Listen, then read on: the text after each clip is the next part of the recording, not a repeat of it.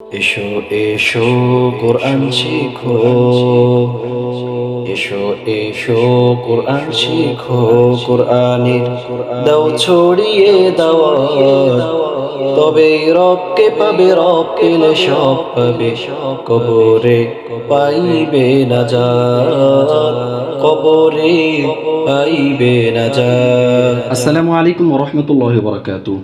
সম্মানিত দর্শক শ্রোতা, আশা করি সকলেই ভালো আছেন। আজকের পর্বে আপনাদের জন্য সহজে আরবি শিক্ষার নতুন ও গুরুত্বপূর্ণ সবক নিয়ে হাজির হয়েছি। আশা করি সকলে মনোযোগ সহকারে অনুধাবন করবেন। চলুন সবক শুরু করি। বিসমিল্লাহির রহমানির রহিম। প্রিয় দর্শক, আগে আমরা একটা নিয়ম জেনে নিই। জবর জের পেশ, এটাকে আমরা অনেকেই চিনে থাকি। এই যে জবর, এটা হচ্ছে জের, এটা হচ্ছে পেশ। উপরের টান, নিচের টান এবং একটা গোলাকার চিহ্ন, এই তিনটাকে জবর জের পেশ বলা হয় মেয়ে। আর এটা সংক্ষেপে হচ্ছে এক জবর এক জের এক পেশকে হরকত বলে। তাহলে হরকত কাকে বলে? এক জবর এক জের এক পেশকে হরকত বলে। হরকতের উচ্চারণ তাড়াতাড়ি করিয়া পড়িতে হয়। প্রিয় দর্শক, লক্ষ্য করবেন, এই যে হরফের সাথে হরকত যখন আসে, এর উচ্চারণকে তো আপনার খুব সূক্ষ্ম এবং সুন্দর করে বুঝে নিতে হবে। আর একটা নিয়ম হচ্ছে এই আলিফ নিয়ে, আলিফের উপরে যখন হরকত হয়, আলিফ কিন্তু হামজায় পরিণত হয়, এটাকে হামজা ধরে নিতে হয়। কীভাবে পড়বেন?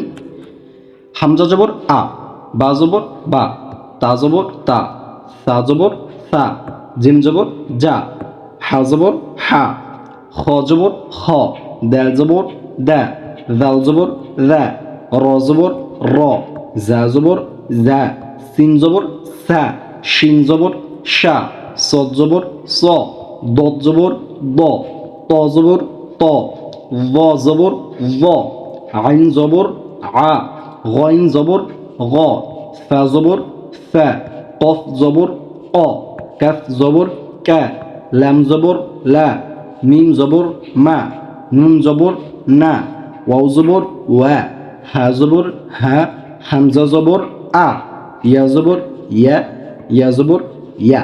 প্রিয় দর্শক, আজকের সবক এই পর্যন্তই।